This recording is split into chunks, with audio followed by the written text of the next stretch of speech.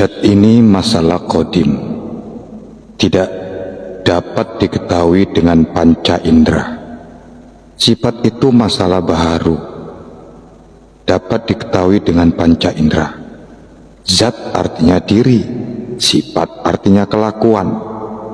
Siapa yang berkelakuan? Tentulah diri yang berkelakuan itu, bukan sifat.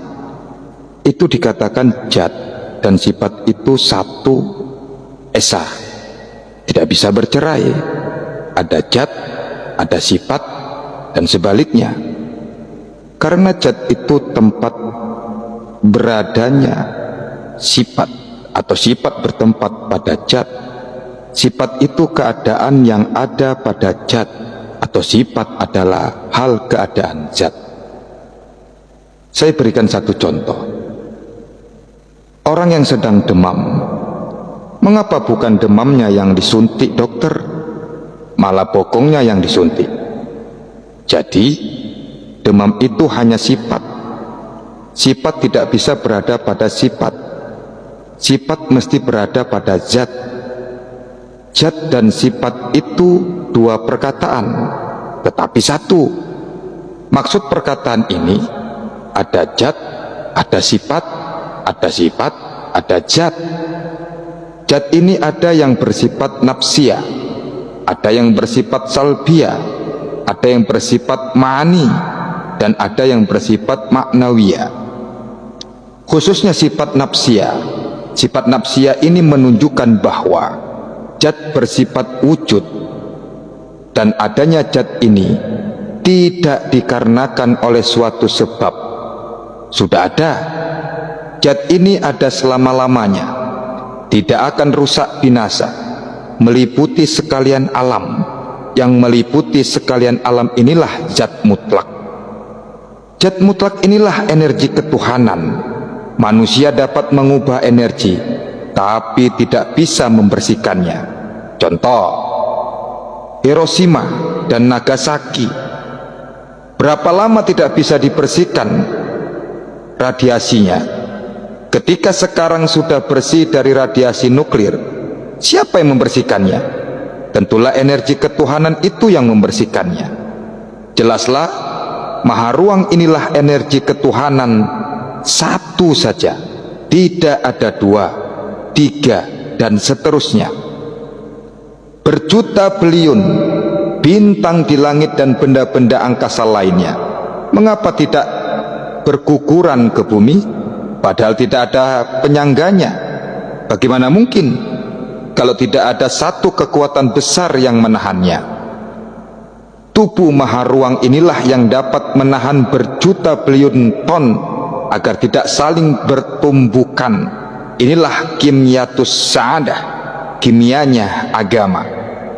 Nabi saja menuntut ilmu dari rumah beliau sampai ke Sidratul Muntaha.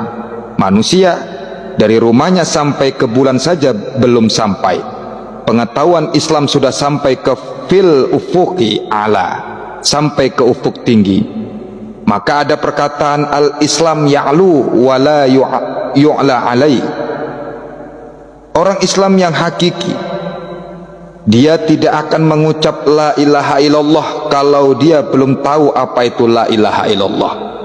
Dalam sholat, waktu takbir ihram, siapa Allah itu?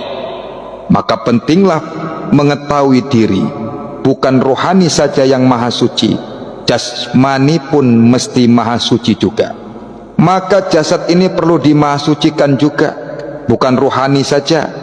Jasmani bermaksud dengan cara nafsu, rohani bermaksud dengan cara keimanan.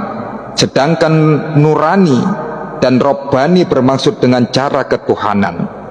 Kalau jasad tidak dapat mengesahkan, tentu rohani menuntut, sebab jasad mengandung nyawa, bukan rohani yang mengandung jasad atau tubuh.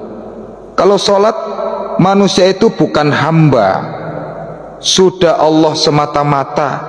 Kalau sholat itu sudah Allah semata yang ada, tidak perlu lagi mengaku diri kita ini Tuhan dan mau sama dengan Tuhan.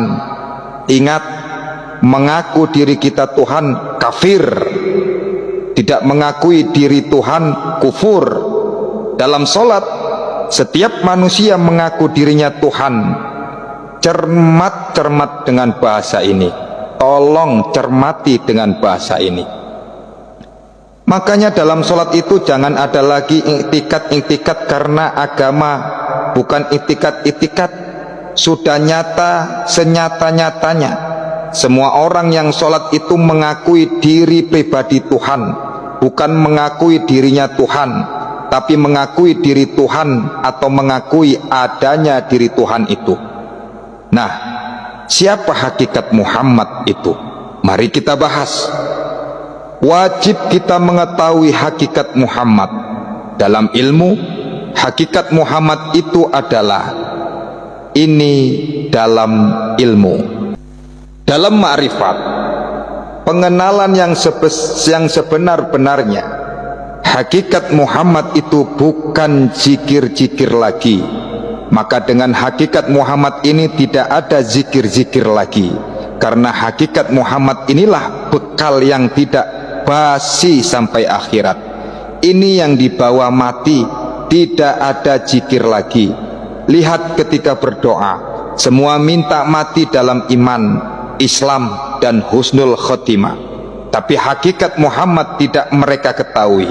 Hakikat Muhammad inilah mati dalam iman, Islam dan husnul khotimah. Muhammad saja sudah selamat. Coba perhatikan, siapa yang sampai kepada Allah? Siapa yang bisa menembus jad asam dan jad mutlak kalau bukan Muhammad? Belajarlah, jangan salah paham. Mintalah pada guru-gurumu yang hebat, bekal-bekal yang tidak basi sampai akhirat. Sebab ini yang dibawa mati. Tidak ada zikir lagi. Bukan seperti kelaziman orang, ada yang mau mati baru dibacakan zikir la ilaha illallah. Nabi Muhammad SAW itu bukan mati, melainkan tidur hakiki. Orang tidur hakiki ini orang yang tidak tidur di dunia lagi, tetapi tidur di Maha Suci. Maha Suci inilah tempat husnul khotimah, tempat yang penuh berkah. Inilah pengajian 80.000 hakikat ke atas. Artinya 80.000 tempat yang penuh rahmat. Inilah pengajian sirri-sirrihi, rahasia di dalam rahasia. Tidak ada alam lagi. Rasanya rasalah yang merasa. Inilah rasa di dalam rasa. Artinya di dalam rasa itu ada rasa. Air yang ada gulanya dapat kita rasakan manis. Air yang ada garamnya asin. Sedangkan Tuhan tidak ada rasa-rasa. Pecahkan sendiri supaya terbuka rahmat Allah. Jangan kita merasa yang ada rasa saja. Coba-cobalah merasa yang tidak ada rasanya. Bagaimana rasanya? Barulah tahu Allah itu surga. Muhammad SAW tidak ada mengajarkan filsafat dan tidak memiliki filsafat. Akan tetapi filsafat Muhammad ini wahyu. Bagaimana Tuhan mengajar hambanya? Tanpa huruf, tanpa suara, la biharfin wala sautin. Bagaimana kita untuk dapat paham pelajaran tanpa huruf, tanpa suara ini? Asa akal dengan pikiran, bukan dengan batu canal. Apa maksudnya? Berpikirlah. Afala ta'qilun, kenapa tidak kau pikirkan? Contoh, para filsuf itu membuat rumus-rumus alam dengan berpikir. Lalu rumus-rumus itu disyariatkan sehingga hari ini kapal berlayar tidak lagi pakai kain layar yang bergantung pada angin. Jangan latah. Mereka bilang manusia itu dari kera. Begitu ilmu wahyu turun, dikata manusia itu dari Tuhan. Runtuhlah ilmu filsafat manusia. Kenali diri. Mau kenal diri? Buka Al-Mu'minun ayat 17. Wallahu alam.